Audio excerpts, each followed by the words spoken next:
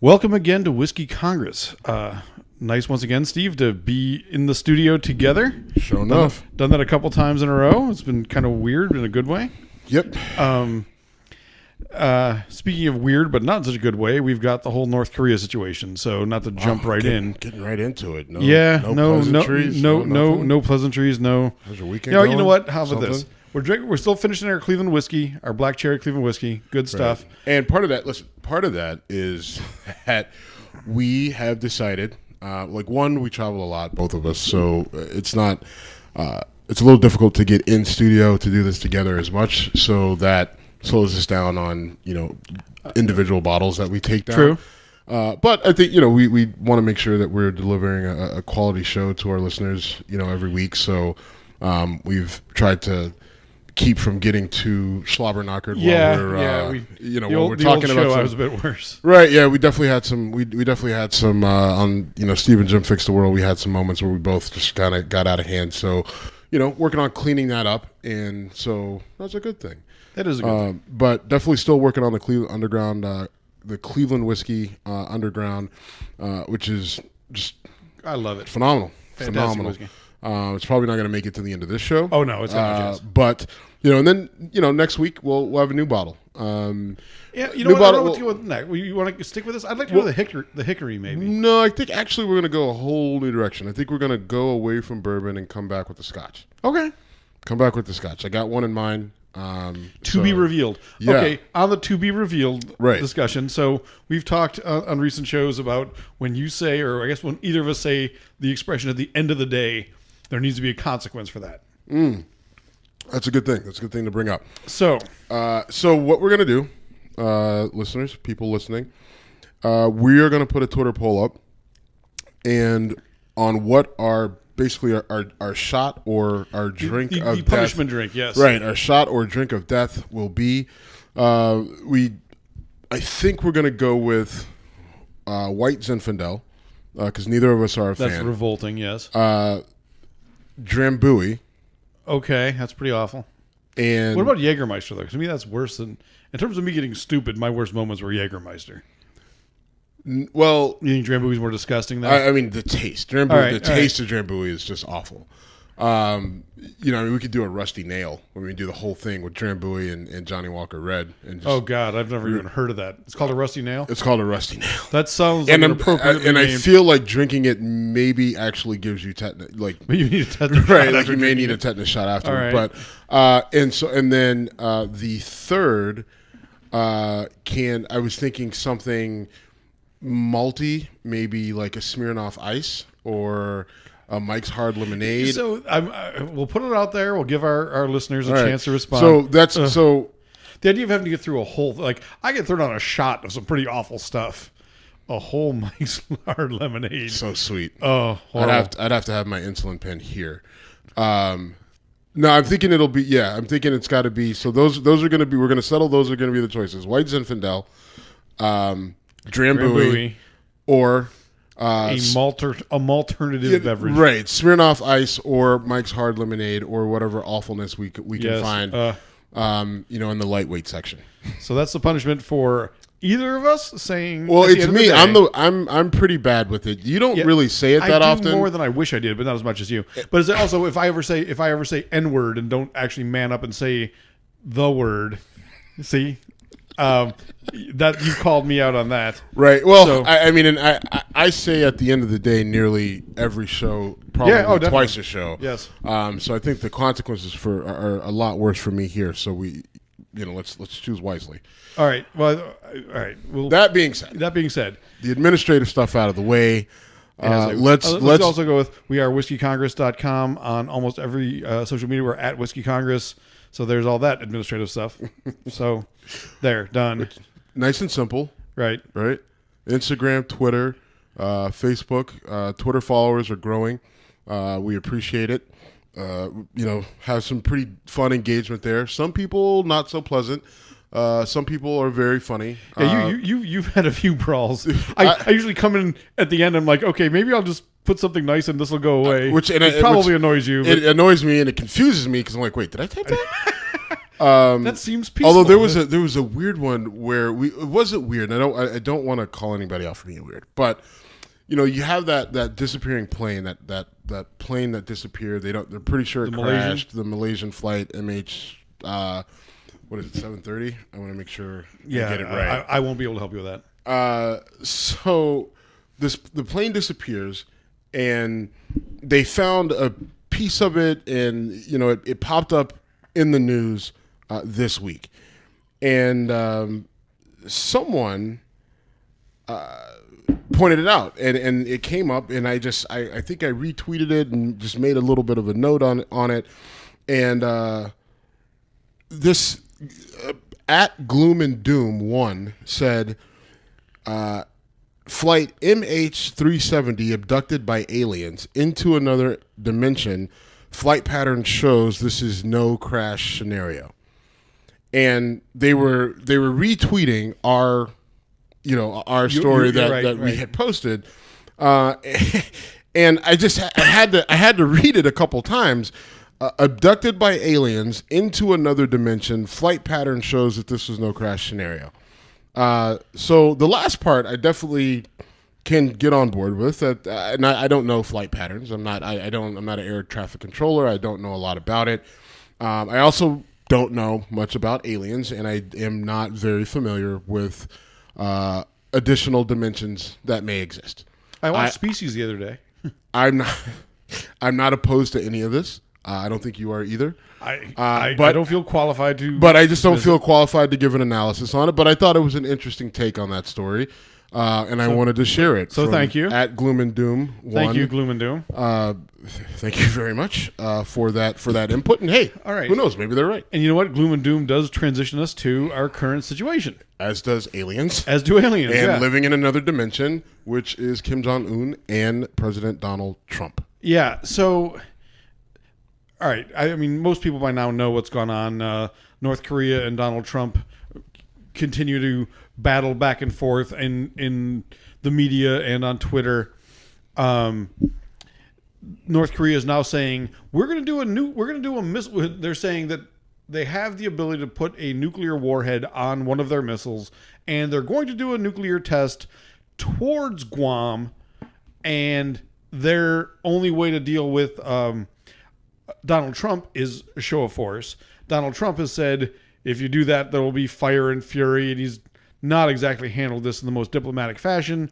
But it is tough to be diplomatic with a lunatic. Well, yeah. I mean, I don't know. I don't think that there's a lot of things we can go after Donald Trump for in terms of how he's handled the presidency to this point. I'm not as much concerned about what he said. Fire, fury. It's going to... Listen, because if he had said it to Vladimir Putin, that's one thing. If he would have said it to the leader of China, that's one thing. Saying it to Kim Jong-un, that's another thing. Part of it is, and I know we've had discussions about this, and I've said, you have to go after him, you have to wipe him out. But looking at this realistically, analytically, from a socio-political and from a warfare standpoint, I think you probably do need to talk tough with them, but what is your thought process on the true prospects of North Korea actually having the capabilities, one, having a nuclear warhead, having the ability to get it miniaturized, having the ability to get it on a missile, and a missile that can actually make it with a nuclear warhead from their shores to California? To California,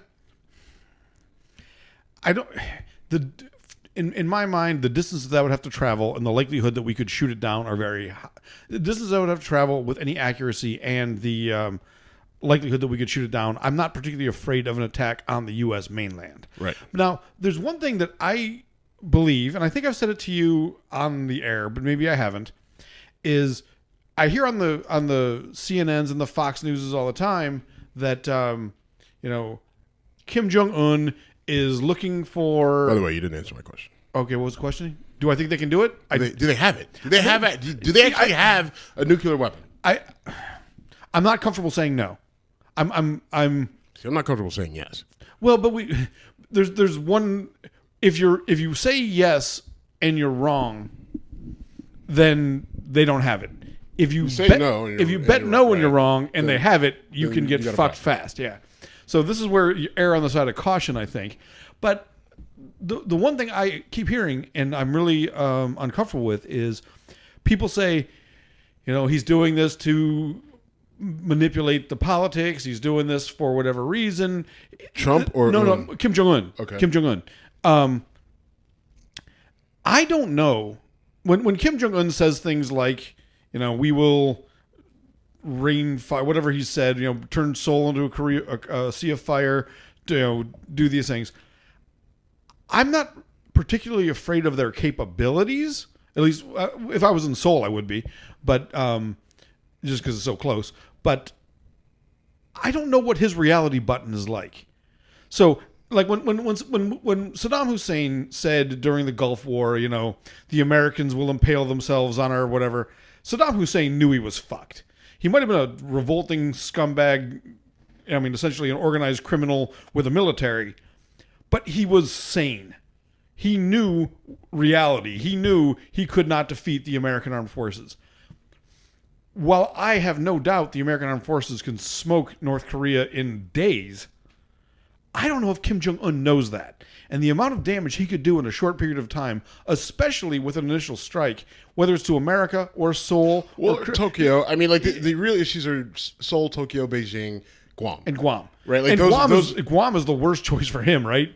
Right. Because economically you don't hurt any. Sorry, Guam. I have no reason to speak poorly of you. But if most Americans... Have we had a listener in Guam? You know what? We might have. I'm pretty sure we did. As the old show, I think we did have a No. listener. On the new show we did. Do we really? Yeah, we can track through. All right. Well, there's thank ways you, to track Guam. this. We care. But no, You see what I'm saying, though? I do. Does he know he's going to lose? Because he's been brought up being told he's a descendant of a god. I mean, he is Xerxes that without really the... gets you. He is Xerxes without the abs. Right. Doing a 300 reference there. And not 700 feet tall. And not, right. Okay, Xerxes without all that other stuff. Right. But he probably still gets laid as much as Xerxes, given the fact that he's in that. He probably does. I know. Just the thought of it is bizarre. For you and I for just most I don't women, know. yes. And having watched some weird stuff on the internet, I don't know. I figured there might be mayonnaise involved. It just Moving on. I'll show you later. No, please I think that you're right. Like, what is Un's reality button? And my bigger, I guess, my thing is this is what frustrates me. Why don't we have a better idea of what's going on in North Korea? Like, so many places we have an idea of what's going on, but for some reason we can't get into North Korea, and that, like, and I feel like, and I know that we're trying. I know that we have satellites, but for whatever reason we just don't have good intel on the ground. I mean, it's probably tough. You're trying. I mean, it's a horrible from a logistical setup, right? North Korea, it's a peninsula, right? Yes. Yeah, We've discussed it. We've discussed said this. island, and you almost got a pin through your neck, but you were, Fortunately, 600 miles away. But so the peninsula I know is very mountainous, right? Right. I've never been there, but I mean, I guess it's got mountains, trees. So, it seems like you're not going to do a flyover and get a great visual, but you have to wonder. We've got satellites, but Right. but Steve, satellites detect what? Have you ever seen let me encourage anyone who's not seen this. Maybe you have. I'm guessing you have seen a nighttime satellite photo of the Korean Peninsula. No. It's amazing. You can tell where the borders are based on the lack of technology and lights. So literally, South Korea glows like it's Manhattan. Right. North Korea, jet black with a huge bright spot where Pyongyang is, and like one other city that's got some activity, and then essentially nothing, and then the China border, which is lighted again. It is stark. I mean, I'll show it to you after the show, and I'll encourage people just Google Korean Peninsula night satellite, and it is amazing. They have Pyongyang. If you are with the in crowd, is probably great. And unfortunately, that's probably 1/4 or 1% of their population. Everyone else is literally starving with no. People say, do they have the internet there? I don't care if they have the internet. They don't have electricity. They don't have, like, do they have food? No, they don't have food. They're I mean, literally a starving population. I do know that. I mean, China sends them a great deal. Like, I know 95% of their oil, of North Korea's oil, comes from China. Like 80% of their food or 90% of their food comes from China. Right. So, in reality, right, like to really deal with this, China is the one who has to deal with this. Right, China. If China puts the pressure on them, China can say, "Listen, Kim, buddy, hey, listen. We've let you rant, we've let you rave, we've let you throw your little temper tantrum. You need to reel it in, or you're not going to have oil, and you're not going to have food." And again, if you don't that's dependent on his reality button, right? It's well, you know what? But still, even if his reality button is completely off, you still have to do that. You still have to give him fair warning. Oh, yeah. And then you actually do it. And once you do that, even if his reality button is off, you cut off oil and gas, and they don't have fuel to move tanks or jeeps or anything else. You cut off food, so you can't feed your soldiers, you can't feed your people. Now they're not only, I mean, you're hurting the people there, but you're also crippling the military. Right? Well, all right, so you need to make that distinction because I don't think Kim Jong-un gives a fuck about the people. I think he's proven that. Nor did his father. Right. They basically said, I understand, but this I'm thinking strictly from a strategic standpoint. You do the sanctions. You put on like very severe sanctions. No oil, no food. Cut it off from China because no one else is really giving them anything. So all right. So there's an author named Michael Malice, and I listened to him do an interview on Rogan's podcast talking about North Korea. And he basically said that the North Korean government has left such a vacuum in many ways that there's a ton of black markets out there. And that's what drives food now. And there's like this battle between the black markets and the government where you used to be able to bribe your way across borders and get stuff done. I mean, it's such a murky mess. I'm sorry for giving such vague answers, but I don't know. Well, I mean, can you get oil through a black market blockade? I mean, you're not going to be able to get enough to fuel matter. Probably true to matter. That's and my point. And so the point that I'm making is, you cut off those lifelines of support. You know, fuel and food, right? Fuel for the machines, food for the bodies. You now have stunted their military's ability to really move in any formidable fashion. So at that point in time, you've weakened their military, and then you say, all right, now what are you going to do, Kim Jong-un? Right. So now he's left. If he does have nuclear, then he's basically only left with the nuclear option and the inability to defend himself. Well, but the nuclear option is a scary thing, right? It's a horribly scary thing. So then you see what he does. What does he do? Right? Like, you basically have to back him into a corner to see what he does. And then you have to be on alert. It's a listen, how else are you going to deal with this? I don't know. We can't preemptively strike them. No. Right? No. We can't continue to pussyfoot around this. So that's listen. Everyone wants to say that, you know, like, oh, not everyone, but, you know, Trump's our guy. Okay, then if this situation has been dealt with kid gloves for the last 25, 40 years. And, you know, it's really come to a head now because of the nuclear aspect, right? Over the last 10 to 15 years. I mean, they used to do missile tests during the Obama and Bush administrations, and we'd be like, yeah, and it went 25 miles and crashed into the sea. You executed a couple military scientists. But here's the thing. Nuclear technology is not easy to develop. Right? Correct. It takes a fair amount of time, and it takes a fair amount of technology that you would need to have in place.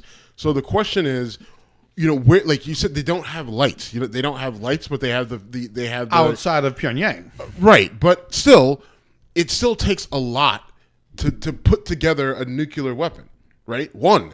So we're like, we have to push the fact that I'm not so convinced that they went from nothing to something that quickly. But if they did, I still think that you need to back them into a diplomatic corner and really force his hand and see what.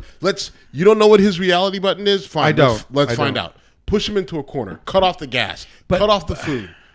I mean, look, I understand what you're saying, and I'm not claiming I've got the answers. How I don't. and the UN just imposed sanctions on them that were relatively harsh. But again, it doesn't matter because China is supplying them with pretty much everything that they need anyway. And that's why I brought up the black market situation is if the people in power can get what they want. I mean, the I don't even want to call it the administration of Kim Jong-un. It's more the monarchy or the dictatorship, right? I mean, it's.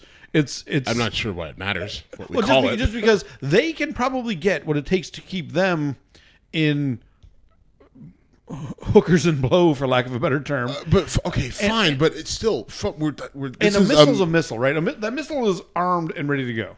If they've got 5 or 10 or 20 or 50 missiles and 3 of them have nuclear warheads, they can do a lot of damage. I mean, they can, absolutely. What is it? If they shoot one at Los Angeles, one at Tokyo, and one at Seoul, and shoot 5 other missiles at each that don't have warheads, if one of those connects, we lost. Even if we annihilate North Korea's military capacity, chop the head off the snake, so to speak, we've still lost the exchange, right? I mean, if Tokyo gets turned into Nagasaki circa 1945, the world suffers dramatically. It does, but what it does. So how do you stop? How do you stop it? Is the question? But like, I mean, do we? So this, we're just going to continue to do this? Well, here's what we shouldn't. Here's what bothers me the most.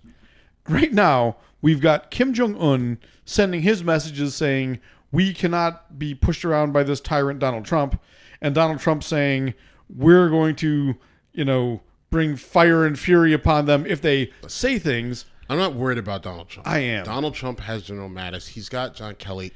He's got plenty of people that will literally. If you're in Seoul, Korea right now, how do you feel about Donald Trump?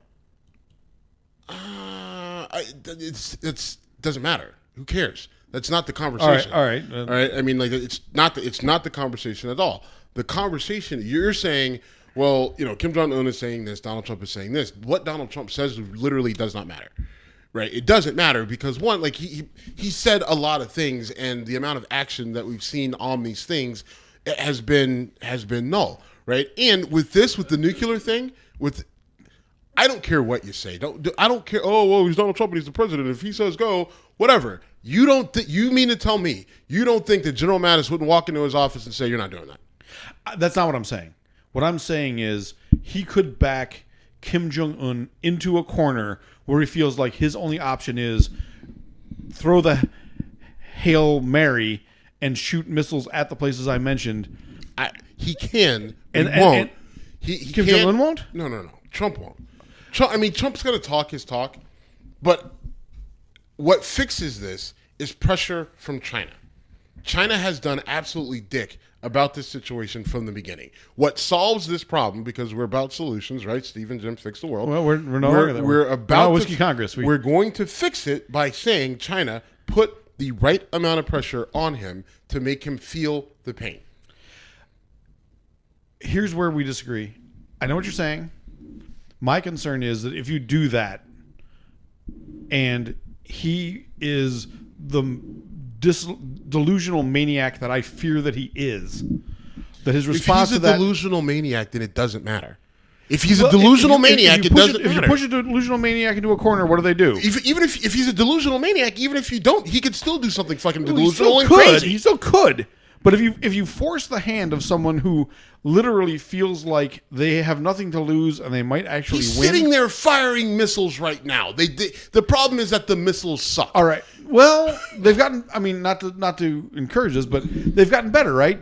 The missiles used to suck. They used to blow up 25 feet away. Now they've launched a few successful missiles. Okay. Right? Okay. Yeah, exactly. Right? Like that. He's still doing, like, he's still going through this exercise, right? Whether you sanction him or not, he's still. So you have to. First of all, I'm not anti-sanctions. I'm just saying I'm not convinced that solves the problem, and I don't know what does. Okay, but you have to do something, right? You have to do something. I mean, so you're not giving me a solution. You're right. And I don't know. What I'm saying is somebody at some point in time has to commit to a solution. Someone, and I think it needs to be China because they could have the biggest impact on him. That aspect I totally agree with. I just don't know. We're not dealing with China, I don't know, gives us a long-term strategy. I don't think regime change is easy at all. I think you've got a population that believes that their glorious leader, whatever the fuck they call him, is literally descendant of a god. And as silly as that sounds to us, if you're brought up believing that shit, it sticks in your head.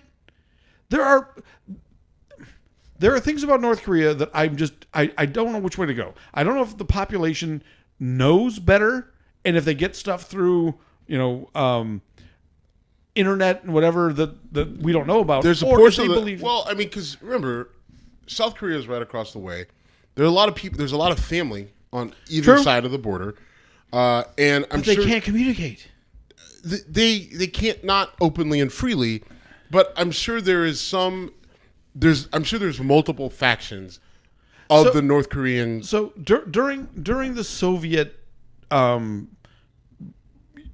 bloc dynasty, as oppressive as they were, there was underground communications. There were underground media, for lack of a better word, always and good. I don't know if that exists in North Korea. I don't know if there's the network capability and or the inflow of information to make it happen. Maybe it's there. I hope it is. To make what happen? To make people understand that, hey, there's this whole world out there that doesn't worship this guy with his goofy haircut and meaning Kim Jong-un, not Donald Trump. Steve, you have to make that and I did, didn't I? Because you didn't know for sure. Well, I actually didn't. So, and that's why I can't even say anything. It's just like I actually needed that. And that's why I'm so freaked out right now, is because Clinton, Bush, Obama, okay, the situation was still fucked up. You still had this whatever. Now we've got a guy who acts very impulsively, talks very impulsively, meaning Trump, and I don't think it's beyond the pale to say he could push another very simple thinker, meaning Kim Jong-un, into taking a drastic action that would most likely fail. Okay, but hold on. You're off track here. All right, tell me. If I told you I can reel him in, I can reel Donald Trump in and get him to shut up. And just, you know what? You say as little as possible, just let us handle it, okay? Let Steve and Jim handle it, right? I don't even know if I want you on this train because I don't know what the fuck you're talking about right now. There are people who don't know what's going on, and he's impulsive, I'm standing and he's by a that. deity of a god, Okay, whatever. Makes you feel better. So, but I'm drinking more whiskey. What do you think? fine. So, Could bring wisdom. my thing is, again, to solve the problem, if I can get Donald Trump to shut up, right? Just say what you have to say as a president. Like, listen, you can't, because I think even if Obama were in office, if Kim Jong-un were doing what he's doing right now, he would have to respond and say, listen, if you're going to threaten us, then we're going to respond. If you're going to misbehave, then you're going to have to deal with the consequences of that. Now, Donald Trump's specific word choice, not good, but it's still the same response that any president would give in that situation. Right? I mean, in North Korea has been pushing the envelope since before the election, right? Oh, hell yeah. So, I mean, any president is going to have to respond to what North Korea is doing. So, one, go to Donald Trump, because what Donald Trump will backpedal, right? He'll say that he didn't backpedal, but he has backpedaled. Sure. He's toned it down when I'm sure someone has gotten in his ear. Mattis has gotten on the phone and said, hey, what is your problem? Right? Tone it down. He will. I can get him to do that. But if we want to really put pressure on North Korea to stop acting like assholes, then they need to feel pain. Right? You're saying, oh, he's so crazy and we don't know what he's going to do. He's going to launch missiles. What is the one thing he likes to do? What does he like to do, Kim Jong-un? You know what he likes to do? He likes to be alive. He likes to be alive, and so even like this whole thing. Well, if he takes out Tokyo, we lose. Well, we do, but he loses more because he won't be here anymore. And that's why I bring up the reality button thing. Does he believe he is Xerxes? Does he believe? Maybe not, but I don't know. I think you're just taking that too far. I think you're taking that too far. Because what? He's seen people die. He's seen his father die. I don't think that he's that delusional. Right, I don't think he's that delusional. Okay, right. I mean, I think it's. I don't know. That's my point. I don't know. I don't know if he truly. I also can't. Like, here's the thing: if I'm sitting in a chair in Washington D.C. at the Pentagon or at the White House, I can't think like that. I can't think, oh well, this guy thinks he's a deity and he thinks he can't be touched. What can he? No, you have to approach it as if he has an actual strategy. You have to assume that he actually has enough sense and the people around him have enough sense to have a strategy, good or bad, right? And whatever their strategy is, it's not good from a North Korean standpoint. That I agree with. It's not good no matter what. I guess maybe, if you think I'm overstating the possibility of pure delusion, all right, we'll disagree. But, and I'm not even saying I believe it. I'm just concerned about it because if you literally believe you cannot be harmed, which this guy might. When you're taking on somebody who is literally not functioning with the reality parameters of the rest of the world, that's hard to do. You can't predict them. You can't. You're right. If he launches the missile attack that I'm concerned about, he loses. But even if it's 10% successful, we lose 2. Not as badly as him. He's done. But I'm not happy with that as an outcome, and I don't know what the solution is to prevent it. You can't, it's not about being happy with an outcome. Okay. It can't be. This is, you're talking about a wartime scenario. You're not going to be happy with the outcome. The likes of which are almost ancient in mentality, right? You're literally talking, and you're getting annoyed with me bringing up Xerxes, but that's what I'm thinking. Like, does this guy really have that little reality? All right, I want to move on, but I want to ask you a question to close. If he fires missiles at Guam, and they are, according to him, he's going to shoot missiles near Guam, but not to hurt anybody, just to test things, that's the ultimate provocation, right? You're saying, here's me showing I can fuck with you. How do you handle that? I go to Russia and say, you have to turn the valve off. Russia or China? China. I go to China and say, you have to turn the valve off. No oil, no gas, no food, nothing. Turn it off. All of it. Okay. Right? I don't give a shit about him being a deity or Xerxes or anything else. Turn it all off. And then that takes weeks or months to clamp down, right? Ships. Not a single ship, not a plane, nothing. All right, so nothing gets in. So then ships that leave North Korean ports, do you blockade in North Korea? Absolutely. So you literally isolate them. Land and sea, you shut them down and say your resources are stopped now. Dunzo. On the peninsula side to the south, you've got the demilitarized zone. That's pretty easy to monitor. It's being monitored constantly. The China border, that's a little tougher. The sea, we could literally put vessels in the Korean Sea and say, you can't come through here. Yep. I'm not a military strategist. And once you do that, you're not having ships that close. You're able to monitor. You know when they're going to launch. You have everyone is already positioning counterstrike. They're already putting counterstrike measures in place for in case of any sort of a launch. The U.S. has been testing this for the last 6 to 8 months. Russia's already doing the same thing. China's already doing the same thing. They're prepared for it. And I think the next step is if North Korea continues to go down this path and they launch something closer to Guam than they've already done, then I think that is the move. Now, getting China on board to do it is a whole nother conversation because China has multiple reasons why they haven't done it to this point. Because I firmly believe that once you choke off their supply of everything, then all this goes away.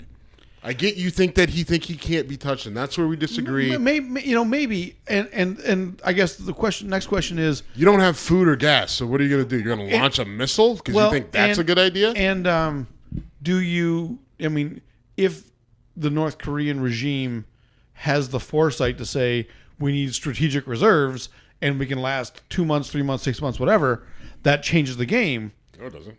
Why not? 6 months. A lot of bad shit can happen in 6 months. Listen, that's fine. You have strategic reserves. We'll wait. All right. I mean, North Korea. You're not really offering us much. You're not. No. I mean, it's not a big loss. Look, it's no loss to us as an economic force. You cut them off, and you don't do any. You don't. There's no other aggressive move. You cut them off. You surround them. Say nothing's coming in. Nothing's getting out. Do what you got to do. I understand what you're saying. I'm concerned. That's why you don't get to sit in that chair. What's that? That's why you don't get to sit in that chair. True. That's why you don't. That's you don't either. I don't want to. About your chair. I don't either. I don't want to. I don't feel qualified. I'm just saying to me it's a very difficult situation because you don't know what you're dealing with. You're not because you couldn't get into Harvard. Fuck you. All right, moving on. So speaking of other universities I can't stand, the University of Virginia is in Charlottesville, Virginia, and I had an issue with a couple guys from UVA over the course of my life that and West Virginia lost to University of Virginia in the something or other Tire Bowl. And wait, what the fuck just happened here? We what are you talking transitioned about? to Charlottesville, which is where the University of Virginia is. Okay. Because we need to get out of the North Korea thing. Fair. And so I don't like Harvard because I didn't get into Harvard. Right. I don't like UVA because I've had some issues with UVA folks. And right now we've got fucking Grudges by Jim. Grudges by I don't let go easily. Anyway, so Charlottesville, Virginia, right now has they're in a bad spot, man. They do. They are. It's a small town, a relatively small town, and they had a demonstration by what was officially called? Was it a white supremacist? They were white march? nationalists. White nationalists. That's a great expression. It's actually kind of funny because white nationalists are talking about this nation, which only became white because of invasion. Right? I mean, I'm not trying to be like, self flogging white guy or whatever, but we do have a little bit of explaining to do in that regard. So white nationalists had a march. It was met with protests. We now have had a death. It took Donald Trump several hours to speak out about it. Melania sent out a relatively canned but proper statement about, violence doesn't solve anything and we need to be one America. Trump finally spoke out. And when he spoke out, he basically said that this is unacceptable. We don't need this. This doesn't make it better. But he didn't choose. He said, like, on many sides. Okay, what are the other sides in this particular case there? Because I found that a bit off-putting. Yeah. So, okay. I'm not sure why we directed this at Trump. To be honest with you, honestly, okay, he had a delayed response.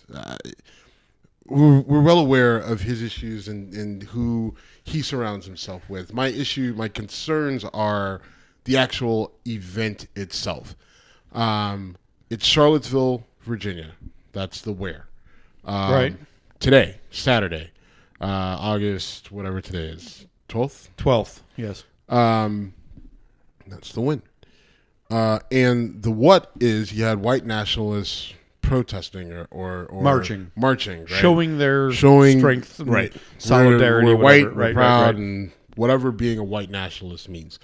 There were counter protesters that were not white nationalists, right? That were about inclusion and probably a little progressive. And you don't necessarily need to be a progressive to be against white nationalists, right? I mean, you could be a member of the Republican Party or a conservative and just like, I'm not comfortable with that. Go out and march. I don't know. It could happen, and I'm not sure what happened, like in terms of the specific demographics. But the two groups did not vibe well. Shockingly. it started shouting, and I kind of monitor it. I put some info out on our Twitter and our Facebook page about it, and then it went from shouting to physical altercations to someone from the white nationalist group I shouldn't say someone, but allegedly someone from the white nationalist group drove a car into the not white nationalist group, and someone ended up dead. Yeah. And that's an incredibly, sad and depressing and just kind of gut-wrenching situation.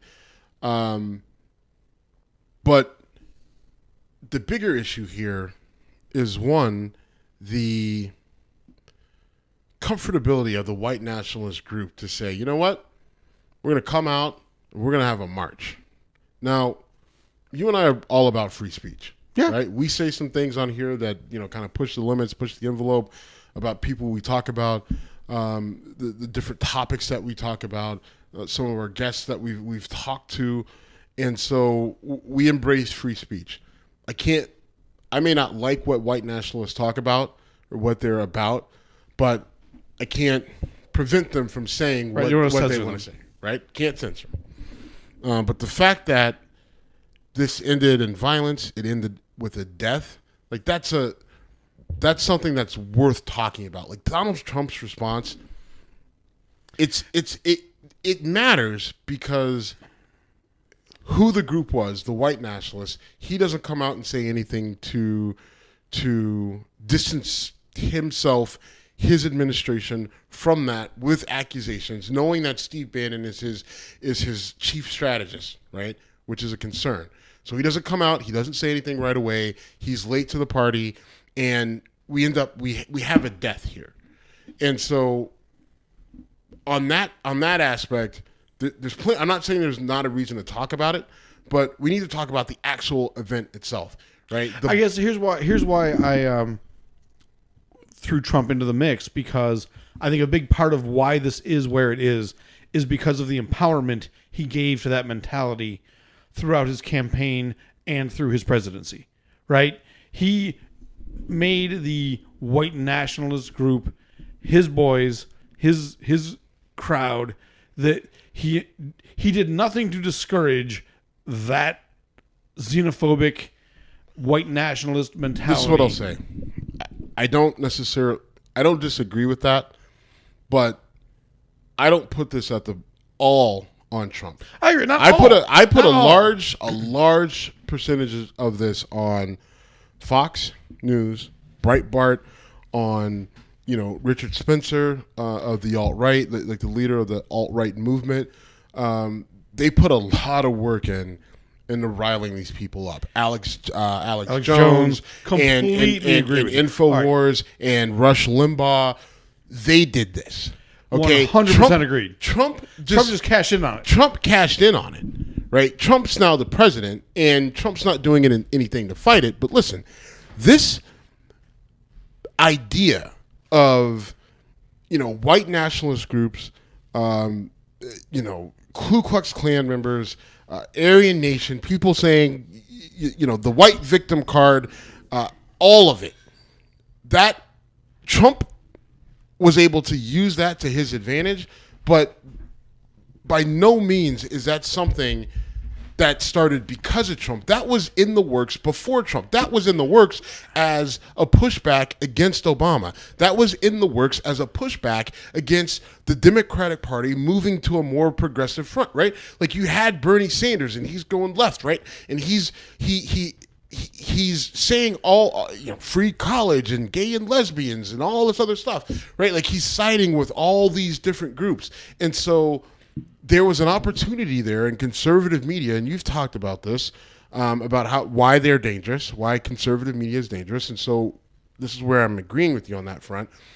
They used that and fueled it, right? There was an underlying sentiment. There was frustration, anger, rage building, and victim mentality. And they used it and brought it to the surface. And you could go right down the dial. Any conservative that you listen to right? That's on the Patriot Network, Rush Limbaugh, WTAM 1100, with Trevisano or whoever you're listening to. They all use the same talking points. One, no show can go by without saying Obama has ruined the country. Obamacare, Obama, all of it, terrible, bad, right? Like there's no conservative show that you can listen to at any point in time where they don't reference how bad Obama was for the country, right? Like that's the main talking point. Obama's bad, Obamacare is bad, Obama's bad, right? I mean, the stuff you're talking about predates Obama, though, right? It was Clinton was bad. Clinton was off before that, but you're right. Obama got pushed to another level because of Obama, right? Obama brought it to the. But Obama said, "Listen, I'm going to embrace gays. I'm going to embrace hey, black males and criminals and hey, I'm going to embrace you guys, right? Like everyone's pushed you guys to the side, so I'm going to embrace you, right? And so because he did that, then that's if he's embracing the gays, and he's embracing these Negroes who end up in jail, then what about me? What about me? Obama, you're leaving me out in the cold, right? Well, like it is that simple, right? Because think about the talking points. Think about the things that people use to say Obama left the white middle class, like out in the cold, right? Because Obama paid attention to what happened to Trayvon Martin. Because Obama paid attention to what was going on in Ferguson, and he didn't send in an army and just start shooting black people left and right, and because if the police did something wrong, he called them out for doing something wrong. He didn't just blindly follow them just for no good goddamn reason. Then that's bad leadership, right? Like just acknowledging what's happening to your citizenry it didn't work for everybody. Like because he was for everybody, that didn't work for everybody. All right, so I'm not going to disagree with anything you just said. I will say that the reason I put the show in the light on the Trump side is right now the people we're talking about feel emboldened by we got rid of Obama. We've talked about this on the show many times. Not everything, but many things in the Trump agenda and the Trump administration have been a fuck you to Obama, right? We're pulling out of the Paris Climate Accord. We're pulling out of this. We're reversing Obamacare. We're going to repeal Obamacare and replace it. Oh, we can't repeal and replace? Let's just repeal. It's all been just a fuck you to the previous administration, and he's still going on campaign rallies and essentially saying fuck you to Obama, who, to his credit, has been presidential and largely stayed out of the fray. Presidential. My man. Obama? Yeah. Barry, living a life. He is living the life. You look at everything he's doing, it's just like... I don't even know what he's doing. What is he doing? Whatever he wants. Whatever he wants. He signed a ridiculous book deal, right? Like, his book deal is worth like $25 million, which is crazy. He's golfing every day. Oh, wait, no, that's Trump. That's Trump. He's not. No, that's Trump. Let me get my snarky shit in, please. Because Trump, it annoys me that Trump was like, Obama just cares about golf. He's on vacation all the time. Oh, Trump is currently on a 17-day vacation and playing golf more than Obama did in whatever. Bitch, you petty. I'm petty, fine. Whatever. Bitch, you petty. Yeah, it does. But it listen, I know, it grinds your gears. But Obama, I'm just saying, living the life. Very jealous. Which, you know what? Kind of the way it should be for a so if you could hang out with Obama or Putin right now, who would it be? Well, it's Obama. Listen. Okay. The thing with Putin is you want to party with Putin. I need a lot of insurance, a lot of protection and protections. Yes. Okay. Fair enough. If I'm partying with Putin, right? I just drinking vodka. It's your job to hold the bear. Drinking vodka with taking some onion after it, and it sounds like a really nice time. But I just feel like I'd probably have a really good time and then end up dead. So Putin is good in theory. Obama is good in theory and real life. All right. Anyway, but again, I still think that there's a disconnect though, because you're saying all these people are empowered by Trump. I think even if Hillary would have won or Bernie would have won, these same groups would still have that same level of empowerment because your Breitbarts, your Rush Limbaughs, they would crank it up even more, right? You got to revolt. There's got to be a revolution, right? You have to revolt against Hillary. You have to revolt against the left and the progressive values. They're ruining our country, right? Like they want it again. It's just more. All right, so let me ask you this. It'd be more of Obama, right? Like she's just more of Obama. We can't let it happen. I still think you would see this. So let me ask this. Would the counter protest be lesser if a Democrat was in the White House? No. I think it would. I think it's been largely ineffectual. Because if Hillary would have won, you still have your factions of the left and the Democratic Party, right? And if Hillary would have won, I think you still would have had your Bernie people who would have been pissed off. But to your point about the protests, about white nationalists marching in Charlottesville, Virginia, I think that happens no matter who's elected, and I think it ends the same no matter who's elected. See, I think the dynamics change. I think the protesters right now, or the marchers, the white nationalist marchers. You believe that this is driven by who's in office. It's not. I do. These people are not driven by who's in office. These people are driven by the people that they are listening to. The people that they're listening to are guided by who's in office. No, they're not. No. Oh, okay. Rush Limbaugh's not guided by who's in office. Oh, come on. It doesn't matter who. Rush Limbaugh didn't respond to Obama being in office? Okay. Come on. But if you take Obama out, right, Obama's gone, and you would have put Hillary in, does Rush Limbaugh's, does it change anything for him?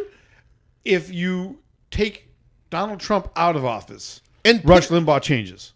And Alex Jones changes. No, oh, come on. Because it's harder for them. It's harder for Alex Jones. It's harder for Alex Jones to say. If you take Donald Trump out of office right now and you insert any Democrat and you insert Hillary Clinton, you think that their volume goes down? Are you insane? That's not what I'm saying. Their volume goes up. Exactly. Their message gets more aggressive. That's all right. We're actually agreeing. We're just fighting to do it. I don't know. Because that's exactly what I'm saying. Okay. Right now, the Alex Jones crowd, who thrives on the enemy in the White House, can't point to the enemy in the White House because they can't call it the enemy.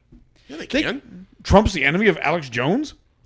Right now, listen, if you pay attention, that wasn't an attack on you. No, that's fine. But what I'm saying is, if you listen, what has Trump done since he's been in the White House? Not a hell of a lot. Right? And everybody's pissed about it, right? True. Democrats and the left are pissed because he said things, right? And that's where, you know me, I get annoyed with the Democrats and the left because you say any one thing and they lose their goddamn minds, right? But he said stuff, so they're pissed off, right? The conservatives, the base, the people who put him in office, we're going to come up on a year of the election in November, and he hasn't gotten anything done. Obamacare was supposed to be repealed on day one. Right, we're at day 250 and we got nothing. Right, like it's not repeal, it's not replaced, and it's not even repealed.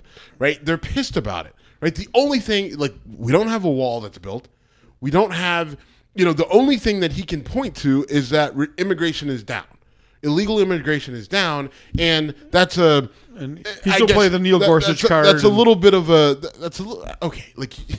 I'm with you. No. I'm just saying he does play it, but I mean, it's just like, all right. Well, there was an open spot, and you nominated someone who was and qualified. You nominated someone who was qualified, and they got in. I mean, like, if you're gonna, I'm just saying that he's still hanging his hat on that. So your point was he hasn't accomplished shit. The fact that he's still saying, "Look what I did." You're right. If his biggest thing is that he's got Neil Gorsuch in, what? And by the way, what has Neil Gorsuch done for you to this point? Right. No, I mean, in terms of right. I mean, even on your ban, right? Like your ban that you put in that is kind of a travel ban that wasn't a travel ban, right? It's not a travel ban. It's kind of in place. It's kind of not in place. Like, he hasn't really done much of anything. So his base is pissed at him. So what I'm saying is, I listen. I listen to this shit. I listen to Breitbart. I listen to Alex Jones, and they've called him out. They've called the administration out. People are pissed. They're pissed at him. They're not moving left. They're going further right. right? And there's like, he's not carrying the message. And if he's not going to carry the message, then I'll carry the goddamn message, right? Like, it's... I've come across a lot of people who are pissed, but not at him. So they're pissed when they're saying, but it's not his fault. It's Mitch McConnell. It's John McCain. It's the Democrats. Sure. It's Barack Obama. Sure. What I've been hearing is that 38% of Trump hardcore has just dug in deeper and deeper and has not budged or acknowledged a That's not what thing. we're talking about, though. Okay, why? That's not what we're talking about. Well, to me, that's what I was talking about. Just because I think the people who are saying, when I'm saying the emboldened white nationalist crowd, that's who I'm talking about. They believe that's not Trump's base. It's not all Trump's base. right. What, really? It's not. It's not. It's not. They're the fringe. They're on the outside ring. They're not. All right. What percentage of that crowd is pro-Trump, and how pro-Trump are they? They're 100%. 100%. They're 5%. If you're saying they're 5% of the, or 2%, right? Whatever. I mean, but they're a really entrenched 2%, right? But that doesn't matter. Okay. They're still only 2%, if that. They're like the white nationalists, the KKK, the white supremacists, the alt-right types. They're really loud and they're really good at social media. Small percentage. Sorry. All right. They're a small percentage. So that's why this doesn't change, right? Like that's why the situation in Charlottesville doesn't change, and that's where you're off. Right, like because that situation doesn't change whether it's Hillary or Trump, and I guarantee you, it still happens if it's Hillary. It probably happens more frequently in other places as a revolt against Hillary. Right, like that's where the difference. I don't disagree there. Right, I mean, like, but I guess that's where we're maybe tripping over each other. Is I'm saying that's group, you fucking up. What's that? That's you fucking up, not me. All right. You want to wrap up? We're at an hour. Do you want to wrap this up and then do more in a second show? I do want to wrap this up, but I want to make sure we do it the right way. I need you to understand Work with me. What's happening here, right? Like, so we can wrap it up. We'll end the show on this topic, and then we'll come back and talk about Zeke Elliott, Game of Thrones. I think there's some other random shit in there. Alex Jones. Oh yeah, Alex Jones supplements. Absolutely, that'll be much more fun to talk about with more whiskey. But I do need you to come around on this. I do need you to understand that what's happening, this whole thing with white supremacists, white nationalism, all of that, no matter who was in office, this rise was coming. Okay? It was coming. You could feel it. You can feel it. You could see it. It was something that was actually, you could touch it in the air. Right? And the reason why, a lot of it is in response to Barack Obama. Not so much because Barack Obama was a black president, but it was what Obama did as president, right? I don't believe was bad. But a lot of people took offense to what he did because Obama related to people who looked like him.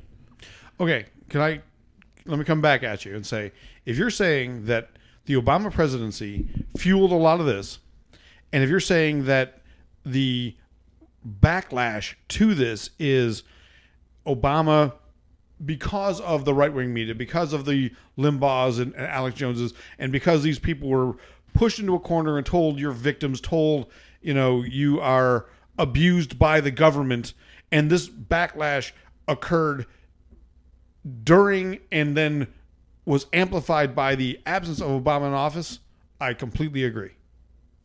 Yes, that is exactly what I'm saying. All right, you're right. That is exactly what I'm saying. No doubt. Right? And so, yes, Trump and Steve Bannon in the White House aren't going to quiet that noise.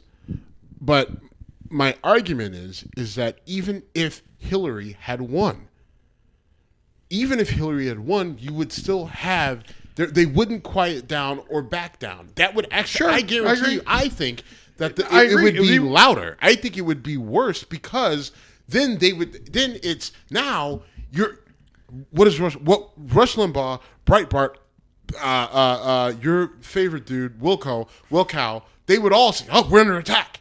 I mean, they're already Well, they're saying still saying that. What do you they're mean still they would be saying that? Well, They that's do what I'm say saying. it. They're saying they're under attack right now by the progressive left wing and the mainstream media, and they've got the president, they've got Congress, they've got the Senate, they've got the majority of the Supreme Court, right? They've got the majority of governors in the United States, and they're still under attack. Right? Yes. The country is mostly white people, right? 60% of this fucking country is white people, and they're still under attack. Right? They're still under attack. They're still losing. So if in this, They're still victims. Right? They're still victims. Right? They're still victims, but they're victims, and according to Will Call, they're losing.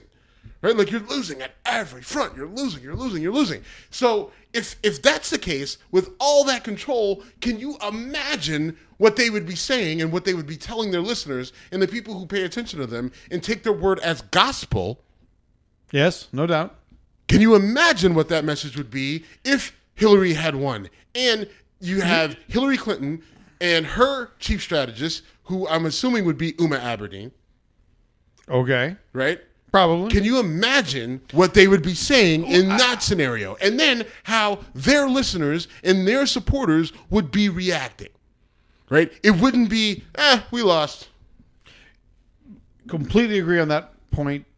All right, so you know what? I think we're actually kind of on the same page. We just turn it to an argument rather than it's an argument. Whatever. No, it's an argument. It's fine. I'm fine with arguing. I just you were arguing with me, and I don't know why. I feel like you're arguing with me. I don't know why. So that's the white guy controlling you. What's that?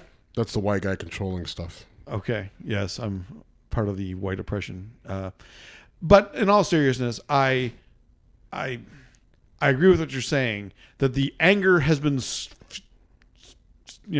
stoked for years. It's come to a head. What I'm putting on Trump is, to me, that feels like they've been validated to a degree, and they feel like, finally, we've got our guy. Finally, we've got a guy who understands how, white males in America have been oppressed. And while I think it's a bullshit argument, I think that's how these people think.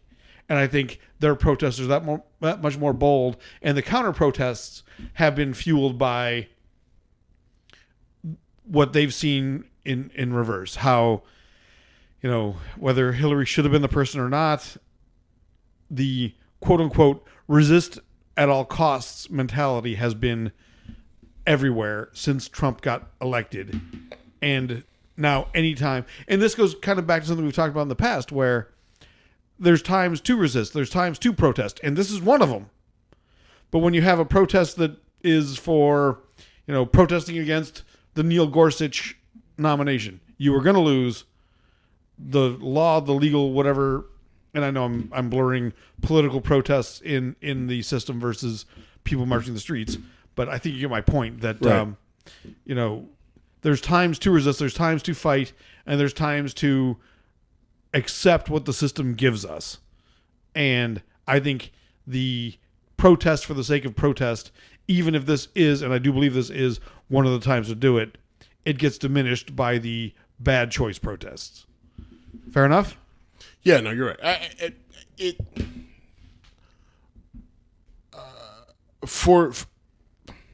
Sure. Eloquent in its brevity. All right. We're Whiskey Congress. Thank you very much, Steve. Good talking to you. Good seeing you, man. I'm enjoying the whiskey. The Cleveland whiskey bottle is officially done. Donezo. We'll move to Scotch next time. We are whiskeycongress.com, at Whiskey Congress on all social media. We're going to have to find a whiskey replacement for the, because we're going to do another show here. But anyway. All right. Yeah, we'll figure that out. All right, man. Later. Thanks. Out. Oh.